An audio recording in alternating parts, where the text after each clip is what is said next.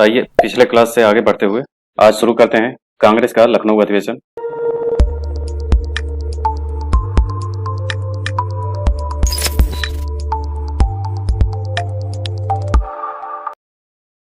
तो आइए देखें। पहला सवाल है, दिसंबर 1916 में इंडियन नेशनल कांग्रेस और इंडियन मुस्लिम लीग ने एक ही समय अपने अधिवेशन आयोजित किए थे। कहाँ? लखनऊ में। 1916 के में भारतीय राष्ट्रीय कांग्रेस के लखनऊ अधिवेशन की अध्यक्षता की थी AC मजूमदार ने।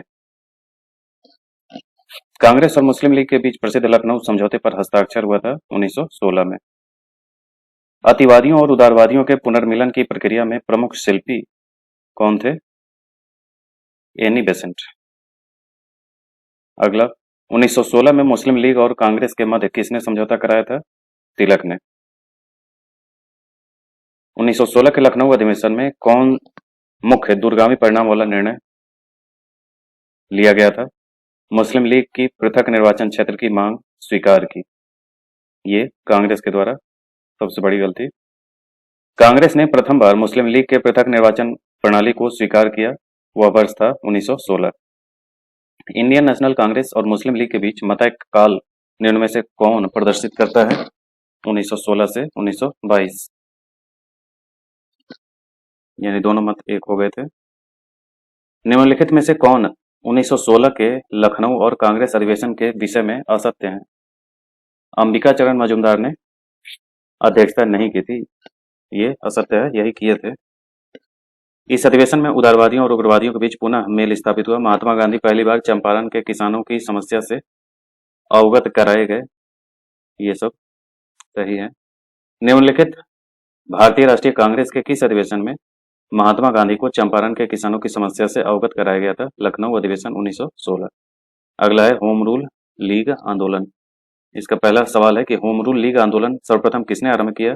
यह है एनी बेसेंट। 1915-16 में दो होम रूल लीग आरंभ किए गए, तिलक और एनी बेसेंट के द्वारा। एनी बेसेंट के मुख्यतः संबद्ध रही किससे? गृह शासन यानी होम रूल आंदोलन से। प्रथम विश्व युद्ध के दौरान आंदोलन जो भारत में लोकप्रिय हुआ था वह था होम रूल आंदोलन। किसका योगदान होम रूल की स्थापना में नहीं था? ये अल्कॉट का नहीं था, ये थियोसॉफिकल सोसाइटी वाले हैं। कौन होम रूल आंदोलन से नहीं जुड़ा हुआ था? CR दास नहीं जुड़े थे, बाकी एनी बेसेंट, तिलक और सुब्रमण्यम अय्यर ये सब जुड़े थे। किस अधिवेशन में होम रूल समर्थक अपने राजनीतिक शक्ति का सफलतापूर्वक प्रदर्शन कर सके? यह कांग्रेस का 1916 का लखनऊ अधिवेशन। होम रूल आंदोलन भारत के स्वतंत्रता संग्राम के नए चरण के आरंभ का द्योतक था, क्योंकि इसने देश के सामने स्वशासन की एक ठोस योजना रखी। अगला है होम रूल लीग के संबंध में कौन सा असत्य है? पहला है कि सबसे पहले इसकी योजना एनी बेसेंट ने वर्ष 1914-15 में प्रस्तुत की। दूसरा है कि तिलक की home rule league Maharashtra, Karnataka, Madhya Prant और बरार तक सीमित थी। तीसरा है तिलक द्वारा स्थापित होम रूल लीग अधिक शक्तिशाली थी। चौथा है तिलक और एनी बेसेंट के मतभेद के उपरांत दोनों लीग बनी रही। कौन सा असत्य है? ये डी आंसर होगा, बाकी इतना डिस्क्राइब पढ़ना ज्यादा समय है। तिलक और एनी बेसेंट के द्वारा बनाए गए होम रूल लीग को एक में मिला दिया गया 1916 में। निम्न में से कौन थेबियन आंदोलन के प्रस्तावक थे? एनी बेसेंट, थेबियन आंदोलन का प्रस्तावक।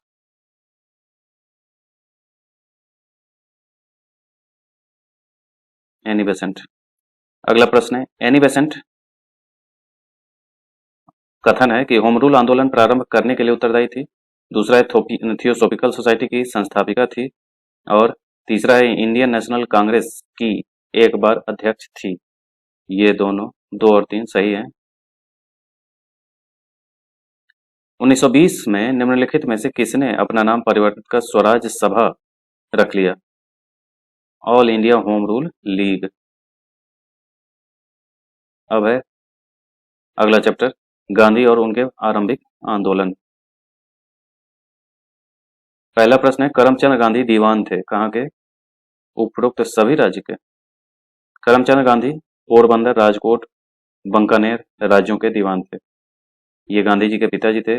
इनका उपनाम कबा गांधी था। कबा गांधी। निम्न में से किस कॉलेज में गांधी जी ने पढ़ाई की थी? श्यामल दास कॉलेज, भावनगर। दक्षिण अफ्रीका में रहने की अवधि में महात्मा गांधी ने निम्न में से जिस पत्रिका का प्रकाशन किया था उसका नाम था इंडियन ओपिनियन। फिनिक्स फार्म कहाँ है? डरबन, दक्षिण अफ्रीका। एम के गांधी समर्थक थे किसके? दार्शनिक अराजकतावाद के। अराजकता का मतलब वो न समझिएगा कि चारों तरफ हिंसा फैली है। अराजकतावाद एक तरीके से स्वयं से शासित होने वाला अराजकतावाद है, यानी कि कोई शासक ना हो। जैसे इसको आप साम्यवाद का स्वरूप मान सकते हैं। निम्न में से गांधी जी के राम राज्य के युगल सिद्धांत कौन थे? यह सत्य और अहिंसा। गांधी जी की दृष्टि में अहिंसा का अर्थ है सत्य की प्राप्ति का रास्ता। गांधी के संदर्भ में निम्न में से कौन सा सही है? समाजवादियों में एक व्यक्तिवादी और समाजवादी में एक मार्क्सवादी। गांधी जी के संदर्भ में गांधी ने लुई फीसर से स्वयं कहा कि मैं सच्चा समाजवादी हूं, मेरे समाजवाद का अर्थ है सर्वोदय। गांधी जी के समाजवाद में मार्क्सवाद की भी झलक मिलती है। गांधी स्वयं कहते थे कि मैं उसी समस्या को सुलझाने में लगा हूं जो वैज्ञानिक समाजवाद के सामने। अगला है कि गांधी की सत्याग्रह रणनीति में निम्नलिखित में से किसे सबसे अंतिम स्थान प्राप्त है? ये हड़ताल। सबसे पहले बहिष्कार, धरना, उपवास ये सब करते हैं। गांधी जी के सिद्धांत के अनुसार निम्न में से कौन सा एक कथन सही नहीं है? सत्याग्रही का उद्देश्य शत्रु को पराजित करना है, ये नहीं, हृदय परिवर्तन करना है। गांधी जी के अनुसार हिंसा का क्रूरतम रूप है क्या? गरीब का स्थायित्व। गरीबी का स्थायित्व हिंसा का क्रूरतम रूप है, गांधी जी ने कहा। गांधी जी ने परिवार नियोजन हेतु क्या तरीका बताया? आत्मनियंत्रण। गांधी जी दक्षिण अफ्रीका में कितने वर्ष रहे थे? 21 वर्ष। 1893 में गए थे और 1915 में भारत लौटे। गांधी जी दक्षिण अफ्रीका से भारत किस वर्ष लौटे? 1915 में। किस रेलवे स्टेशन पर गांधी जी को ट्रेन से फेंक दिया गया? यह है पीटर मारिट्सबर्ग। एम के गांधी ने निम्नलिखित भारतीय राष्ट्रीय कांग्रेस के अधिवेशनों में से किस एक में सर्वप्रथम भाग लिया था? यह है कलकत्ता अधिवेशन 1901।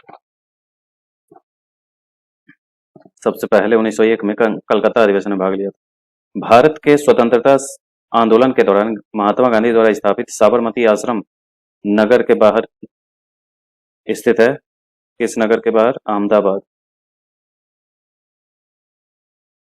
महात्मा गांधी ने अहमदाबाद के निकट साबरमती के किनारे एक आश्रम बनाया जिसे सत्याग्रह आश्रम कहा जाता है। महात्मा गांधी के संबंध में निम्नलिखित आश्रम में कौन सबसे पुराना है? फिनिक्स। फिनिक्स 1904 में बनाया था, डरबन में। और फिनिक्स आश्रम को 27 फरवरी 2000 को दोबारा खोला गया। महात्मा गांधी द्वारा खोला गया प्रथम आश्रम है। गांधी जी ने सेवा धर्म कहाँ अपनाया था? दक्षिण अफ्रीका में। महात्मा गांधी के राजनीतिक गुरु गोपाल कृष्ण गोखले। अगला सवाल, महात्मा गांधी के अनुसार राजनीति का तात्पर्य था जन कल्याण के लिए सक्रियता। गांधी जी ने राजनीति का जो प्रतिमान प्रस्तुत किया, निम्न में से कौन सी विशेषता उसमें नहीं है?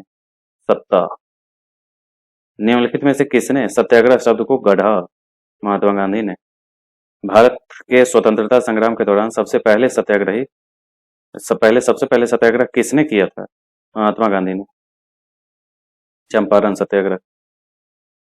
निम्न में से कौन सा भारत में गांधी जी के प्रथम सत्याग्रह आंदोलन था जिसमें उन्होंने सविनय अवज्ञा का प्रयोग किया? चंपारण सत्याग्रह। निम्नलिखित में से मोहनदास करमचंद गांधी किसके लिए सर्वाधिक जाने जाते हैं? भारतीय स्वतंत्रता को प्राप्त करने के लिए निष्क्रिय विरोध करने के लिए जाने जाते हैं। किसने कहा था कि विदेशी वस्त्रों की बर्बादी ही उनके साथ सर्वोत्तम व्यवहार है? महात्मा गांधी। ब्रिटिश निर्मित उत्पादों का गांधी जी का बहिष्कार प्रभावी हुआ क्योंकि ब्रिटेन भारत को एक बड़ा निर्मित वस्तुओं का बाजार समझता था। अगला है कि महात्मा गांधी के राजनीतिक जीवन की निम्नलिखित घटनाओं का कालक्रम क्या है? ये पहले चंपारण, फिर अहमदाबाद मिल, फिर खेड़ा, फिर असहयोग आंदोलन। चंपारण 1917, अहमदाबाद मिल हड़ताल फरवरी मार्च 1918, खेड़ा 22 मार्च 1918, असहयोग आंदोलन 1920-22, इसलिए इसका सारे का डेट याद रखिए। निम्न में से महात्मा गांधी का भारत में पहला सत्याग्रह कौन सा था? यह है चंपारण। निम्नलिखित कथन में से महात्मा गांधी के बारे में सही नहीं है, कौन सा सही है? ये चारों सही है कि उन्होंने अपनी प्रारंभिक शिक्षा राजकोट में प्राप्त की थी। दूसरा, कस्तूरबा के साथ उनका विवाह 13 वर्ष की आयु में हुआ। तीसरा, उन्होंने विधि का अध्ययन द इनर टेम्पल लंदन में किया। और चौथा, द रस्किन की पुस्तक अन टू दिस लास्ट से सर्वाधिक प्रभावित हुए। ये काफी फेमस पुस्तक है, अन टू दिस लास्ट। अगला प्रश्न है कि महात्मा गांधी ने कहा था कि उनकी कुछ सबसे गहन धारणा अन टू दिस लास्ट नामक पुस्तक में प्रतिबिंबित होती है और इस पुस्तक ने उनके जीवन को बदल डाला। इस पुस्तक का वह संदेश क्या था जिसने महात्मा गांधी को बदल डाला? तो व्यक्ति का कल्याण सबके कल्याण में निहित है। व्यक्ति का कल्याण सबके कल्याण में निहित है। जैसे महायान का कॉन्सेप्ट है, सभी की मुक्ति में अपनी मुक्ति, वही कॉन्सेप्ट है। गांधीवादी विचारधारा किनसे प्रभावित रही? ये सभी से, रस्किन से, टॉल्स्टॉय से, थोरो से। अगला है, निम्न में से किस आंदोलन से गांधी जी संबंधित नहीं थे? यह स्वदेशी आंदोलन से संबंधित नहीं थे। सत्याग्रहों में से किसका नेतृत्व महात्मा गांधी ने नहीं किया था? तो ये बारदोली का सत्याग्रह पटेल के नेतृत्व में हुआ था। बाकी खेड़ा 1918, साविनावाग आंदोलन 1930, भारत छोड़ो 42, ये सब का नेतृत्व गांधी जी के किए थे। बारदोली 1928 सरदार पटेल के नेतृत्व में हुआ था। अगला प्रश्न है कि निम्न में गांधी के संदर्भ में कौन सही है? तो ये जाति विहीन अछूतों की दशा में सुधार के लिए कठोर संघर्ष किया, असहयोग आंदोलन शुरू किया, सविनय अवज्ञा आंदोलन शुरू किया, ये सब सही है। गांधी जी जाति विहीन अछूतों की दशा में सुधार के लिए कठोर संघर्ष किए थे। गांधी जी कहते थे कि हरिजन सेवा मेरा जीवन श्वास है, इसलिए इसके बिना मैं क्षण भर भी जिंदा नहीं रह सकता। अगला प्रश्न है कि महात्मा गांधी को सर्वप्रथम राष्ट्रपिता किसने कहा था? ये सुभाष चंद्र बोस। गांधी के नाम के पहले महात्मा जोड़ा था किसने? महात्मा जोड़ा गया टैगोर के द्वारा। किस टाइम? चंपारण सत्याग्रह के दौरान, टैगोर के द्वारा। चंपारण सत्याग्रह में नेतृत्व देख करके टैगोर ने महात्मा कहा था। निम्नलिखित में से किसने गांधी जी को सर्वप्रथम महात्मा के तौर पर संबोधित किया? टैगोर। नोआखली काल में महात्मा गांधी के सचिव कौन थे? प्यारेलाल।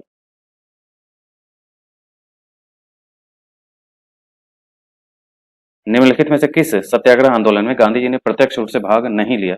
वायकोम सत्याग्रह। इसमें गांधी जी प्रत्यक्ष रूप से भाग नहीं लिए थे।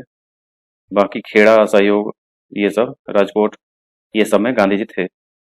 भारतीय इतिहास के संदर्भ में वायकोम सत्याग्रह के संबंध में कथनों पर विचार करिए। पहला है कि यह अस्पृश्यता और जातिगत भेदभाव के विरुद्ध एक सत्याग्रह था। दूसरा है कि महात्मा गांधी ने इस सत्याग्रह में भाग लिया था। तो ये कौन सा सही उत्तर है, चुनिए।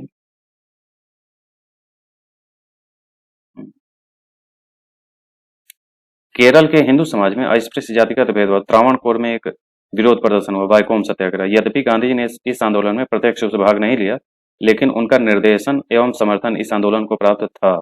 चूंकि दूसरे कथन में प्रत्यक्ष या अप्रत्यक्ष की बात नहीं की गई है, अतः इस कथन को भी सही माना जा सकता है।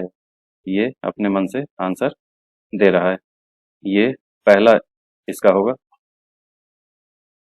इसमें भाग लिया था ये पूछा जा रहा है, तो ये कहां से आंसर होगा? अगला है कि महात्मा गांधी का छत्तीसगढ़ में प्रथम आगमन कब हुआ था? ये 20 दिसंबर 1920। गांधी जी के निम्नलिखित अनुयायियों में से कौन पेशे से एक शिक्षक थे? ये जेबी कृपलानी। निम्न उद्योगपतियों में से कौन लंबे समय तक एआईसीसी के खजांची रहे और 1930 में जेल भी गए? जमनालाल बजाज। भारतीय कपड़ा व्यापारी, बैंकर, कांग्रेसी और महात्मा गांधी का निकट सहयोगी तीनों कौन है? तो जमनालाल बजाज। स्वदेशी आंदोलन के दौरान महात्मा गांधी के करीबी अंग्रेज मित्र थे reverend Charlie Andrews. Deenbandhu Andrews इन्हीं को कहा जाता था। निम्नलिखित में से किस कारागार को गांधी जी ने मंदिर का नाम दिया था? यरवदा जेल, ये पुणे में स्थित है। भारत की स्वाधीनता के समय महात्मा गांधी कहाँ थे? कांग्रेस के सदस्य नहीं थे, ये सही है, बाकी गलत है। अगला है कि गांधी जी के की मृत्यु पर किसने कहा था कि हमारे जीवन से प्रकाश चला गया? ये जवाहरलाल नेहरू। गांधी जी को वन मैन बाउंड्री फोर्स कहकर किसने संबोधित किया? माउंटबेटन ने। माउंटबेटन ने गांधी जी को वन मैन बाउंड्री फोर्स की उपाधि प्रदान की और कहा था कि जो काम 50,000 हथियार बंद सिपाही नहीं कर सकते थे, वह काम गांधी जी ने कर दिखाया। निम्न में से किसने महात्मा गांधी को आदेशित किया था कि वह भारत में प्रथम वर्ष खुले कान पर मुंह बंद कर व्यतीत करें? खुले कान पर मुंह बंद कर व्यतीत करें, ये गोपाल कृष्ण गोखले महात्मा गांधी को आदेशित किया था। भारतीय राजनीति में प्रवेश के पूर्व 1 वर्ष तक देश का पर्यवेक्षण एवं विद्यार्थी के रूप में रहने की सलाह गांधी जी को किसने दी? उनके गुरुजी ने, गोपाल कृष्ण गोखले ने। निम्नलिखित में से कौन कहा करते थे कि गलत साधन हमें कभी भी सही उद्देश्य तक नहीं ले जाते? ये महात्मा गांधी का कथन है कि साधन और साध्य दोनों पवित्र होने चाहिए, ये कहे थे। निम्न में से कौन इस सिद्धांत के प्रबल समर्थक थे कि जो नैतिक दृष्टिकोण से गलत है वह राजनीतिक दृष्टिकोण से कभी सही नहीं हो सकता? ये महात्मा गांधी का कथन है। यानी कि जो नैतिक दृष्टिकोण से गलत है, यानी अनैतिक लोग राजनीति सही नहीं कर सकते। गांधी जी ने अपना पहला सत्याग्रह आरंभ किया था मजदूरों को कम वेतन दिए जाने के विरुद्ध। निम्न में से किस आंदोलन में महात्मा गांधी ने पहली बार भूख हड़ताल का प्रयोग हथियार के रूप में किया था? यह अहमदाबाद की हड़ताल। महात्मा गांधी ने भारत में अपना पहला जन भाषण कहाँ दिया था? तो ये वाराणसी में 1916 में बनारस हिंदू विश्वविद्यालय के उद्घाटन समारोह के अवसर पर। गांधी जी ने बंधुआ मजदूरों को मुक्त कराने का अभियान कहां से आरंभ किया? बंधुआ मजदूरी, तीन कठिया पद्धति की बात हो रही है, वही चंपारण सत्याग्रह है, तो ऑप्शन में चंपारण है ही नहीं। अगला है कि 1917-18 में अहमदाबाद में गांधी जी द्वारा चलाए गए सत्याग्रह में किसने हिस्सा लिया था? तो ये मजदूरों ने। निम्नलिखित में से महात्मा गांधी का कौन सा संघर्ष औद्योगिक श्रमिकों से संबंधित था? अहमदाबाद संघर्ष। निम्न में से किसके लिए अहमदाबाद सत्याग्रह आरंभ किया गया था? सूती मिल कामगारों के लिए। गांधी जी के ट्रस्टीशिप के सिद्धांत के प्रतिपाद्य के संबंध में निम्नलिखित युग्मों में से कौन सा एक सही है? दक्षिण अफ्रीका 1903। गांधी जी ने तो 1903 में जोहान्सबर्ग में अपनी लॉ फर्म स्थापित की थी, जहां वे 1910 तक रहे। गांधी जी ने अपनी लॉ फर्म में ट्रस्टीशिप के सिद्धांत लागू किया था। अगला है कि गांधी जी अर्थव्यवस्था के विषय में निम्नलिखित कथनों में से कौन सा एक सही नहीं है? गांधी जी की अर्थव्यवस्था पर वे यूएसए के मशीनीकरण के पक्षधर नहीं थे। यूएसए में मशीनीकरण के पक्षधर नहीं थे। ये ABC सही है कि वे अहिंसा पर आधारित अर्थव्यवस्था पर बल देते थे। केंद्रीकरण शोषण और असमानता को जन्म देता है, अतएव अहिंसक सामाजिक संरचना केंद्रीकरण विरोधी है। वे भारत में मशीनीकरण के पक्षधर नहीं थे। तो ये ऊपर के तीनों सही हैं, लास्ट गलत। MK गांधी के अनुसार अस्पृश्यों का सामाजिक आर्थिक सुधार संपन्न किया जा सकता है उनके लिए कुटीर उद्योग स्थापित करके। अगला है गांधीयन इनोवेशन, गांधी जी का नवाचार का तात्पर्य है कम निवेश से अधिक उत्पादन अधिक लोगों के लिए। अगला है कौन सी घटना सबसे पहले हुई? चंपारण सत्याग्रह।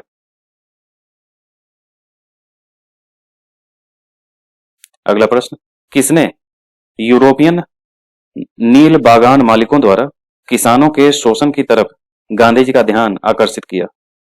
राजकुमार शुक्ल ने। चंपारण में इंडिको के किसानों की दशा की ओर गांधी जी का ध्यान आकर्षित किया? राजकुमार शुक्ल। ये ध्यान किसने आकर्षित किया? इंडिको, वही राजकुमार शुक्ल ही हैं। चंपारण में 3 कठिया प्रथा का तात्पर्य था 3/20 भूभाग पर नील की खेती करना। ये 3 कठिया बिहार में बिस्वा को कहते हैं, इसलिए 3 कट्ठा भूमि 1 बीघे में उस पे नील की खेती करना अनिवार्य था, इसलिए 3 कठिया कहते हैं इसको। गांधी जी ने भारत में पहली बार सत्याग्रह आंदोलन बिहार में कहाँ प्रारंभ किया था? चंपारण में। गांधी जी का चंपारण आंदोलन था नील कर्मियों की समस्या के समाधान के लिए। गांधी जी का चंपारण सत्याग्रह किससे जुड़ा था? 3 कठिया से। गांधी जी चंपारण जनपद में 3 कठिया प्रथा का तात्पर्य था किसानों द्वारा 3/20 भूभाग पर नील की खेती करना। यही रिपीटेड सवाल। 3 कठिया कानून किस स्थान पर किसकी खेती से संबंधित है? चंपारण में नील से। अगला कथन है कि डॉक्टर राजेंद्र प्रसाद ने महात्मा गांधी को चंपारण आने और कृषकों की समस्या की जांच करने के लिए राजी किया। ये गलत है, राजकुमार शुक्ल थे। चंपारण जांच में आचार्य जेबी कृपलानी महात्मा गांधी के सहयोगी में से एक थे। ये सही है। अगला है कि चंपारण संघर्ष में निम्न में से किन्होंने महात्मा गांधी का साथ दिया था? राजेंद्र प्रसाद और अनुग्रह नारायण सिन्हा। निम्नलिखित में से कौन महात्मा गांधी के चंपारण सत्याग्रह से संबद्ध है? राजकुमार शुक्ल। चंपारण आंदोलन मुख्यतः किसके विरोध में था? तो ये नकदी फसल के विरोध में। नील जो है नकदी फसल में आता है। भारत में नियोजित विकास का विरोध किसने किया? नियोजित विकास का विरोध किसने किया? महात्मा गांधी ने। चंपारण आंदोलन से कौन संबंधित नहीं था? जयप्रकाश नारायण। उस टाइम ये राजनीति में आए भी नहीं होंगे। चंपारण कृषि जांच समिति का सदस्य निम्नलिखित में से कौन नहीं था? अनुग्रह नारायण।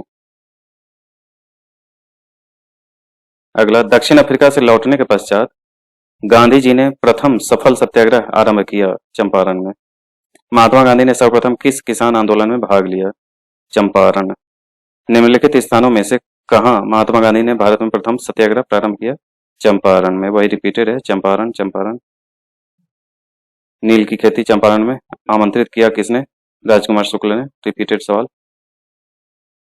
चंपारण सत्याग्रह से संबंधित सही नहीं है कौन सा? तो ये प्रथम आंदोलन था जिसमें गांधी जी ने संपूर्ण भारत के स्तर पे आरंभ किया। ऐसा नहीं है, संपूर्ण भारत नहीं था, केवल चंपारण वाले एरिया में था, बिहार का मामला था। यह किसानों से जुड़ा था। इसे 3 कठिया प्रथा के विरुद्ध संचालित किया गया था। डॉक्टर राजेंद्र प्रसाद और जेबी कृपलानी इसमें महात्मा गांधी के सहयोग किए थे। चंपारण नील आंदोलन के राष्ट्रीय नेता कौन थे? महात्मा गांधी। पूछने का भी तरीका देख। राष्ट्रीय नेता। महात्मा गांधी के चंपारण सत्याग्रह का किसने विरोध किया था? रंगा ने। एनजी रंगा ने विरोध किया था। टैगोर ने सत्याग्रह के दौरान ही महात्मा गांधी को उपाधि दी। खेड़ा के किसानों के पक्ष में महात्मा गांधी के सत्याग्रह संगठित करने का क्या कारण था? संगठित करने का कारण क्या था? अकाल पड़ने के बावजूद प्रशासन ने भू राजस्व की उगाही स्थगित नहीं की थी। ये सही है, बाकी गलत है। अगला, किसान आंदोलन और किसान सभा। पहला सवाल है कि भारत का सर्वप्रथम किसान आंदोलन कौन था? बिजौलिया आंदोलन। भारतवर्ष का सर्वप्रथम किसान आंदोलन था बिजौलिया आंदोलन। 1913 में साधु सीताराम दास ने किया था। 1915 में विजय सिंह पथिक ने इस आंदोलन से जुड़े। ये सब राजस्थान पीसीएस का है। अगला है कि नाई धोबी बंद सामाजिक बायकॉट का एक स्वरूप था जो 1919 में किसानों द्वारा प्रतापगढ़ जिले में चलाया गया था। ये सही है। अगला है, वह प्रदेश कौन था जहां बाबा रामचंद्र ने किसानों को संगठित किया? अवध। 1930 के दशक में देश के विभिन्न भागों में भिन्न भिन्न नेताओं द्वारा किसान आंदोलन चलाए गए। उनके प्रभाव क्षेत्रों से सुमेलित कीजिए।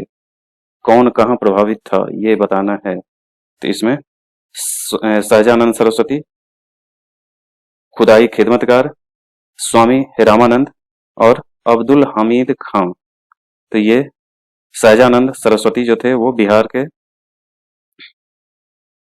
खुदाई खिदमतगार NWFB यानी north west frontier province, Swami Ramanand Hyderabad और अब्दुल हमीद खान ये दक्षिणी असम। अगला सवाल है, इनमें से कौन 1930 के दशक में किसान सभा आंदोलन में सक्रिय रूप से जुड़े थे? ये स्वामी सहजानंद। बिहार किसान सभा का गठन किया था इन्होंने 1936 में लखनऊ में संपन्न प्रथम अखिल भारतीय किसान सम्मेलन के अध्यक्ष भी रहे थे।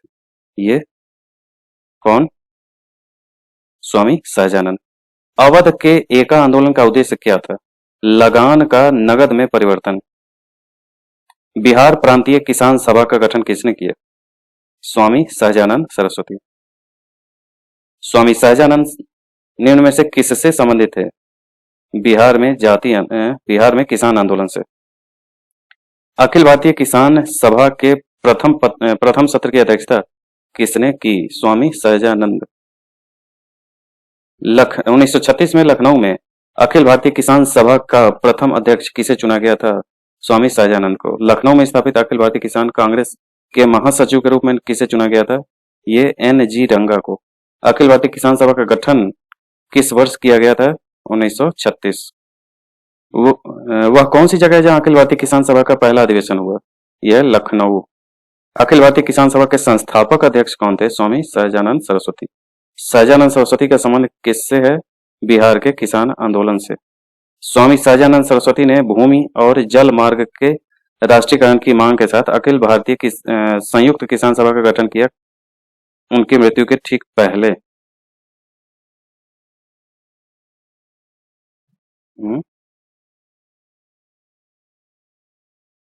अखिल भारतीय किसान सभा का गठन सहजानंद सरस्वती ने 1936 में किया।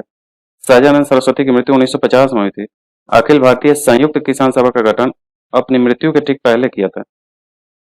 अपने उनकी लिखा है, इस वजह से कंफ्यूजन हो रहा है। अगला है कि निम्न में से किस एक कांग्रेसी नेता ने प्रथम अखिल भारतीय किसान सभा में भाग लिया? कांग्रेसी नेता ने जी पंडित जवाहरलाल नेहरू। इनमें से कौन बिहार किसान आंदोलन के साथ जुड़े थे? डॉक्टर राजेंद्र प्रसाद। अगला है, दो सूची है मिलाने। तो बारदोली सत्याग्रह सरदार पटेल, भारतीय किसान संस्थान NG रंगा, बंगाल प्रजा पार्टी ये फजलुल हक, बाकास्त संघर्ष ये स्वामी सहजानंद सरस्वती।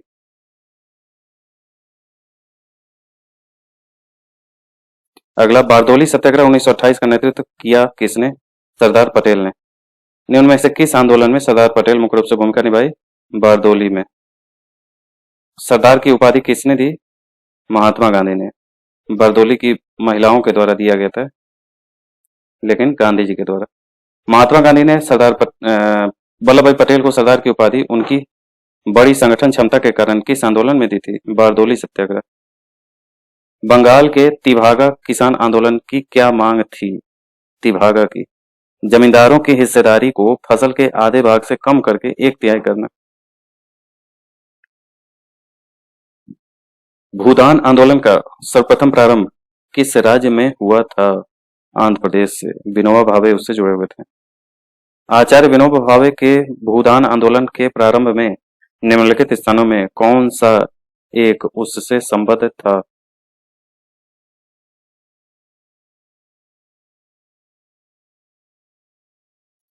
यह है पोचमपल्ली।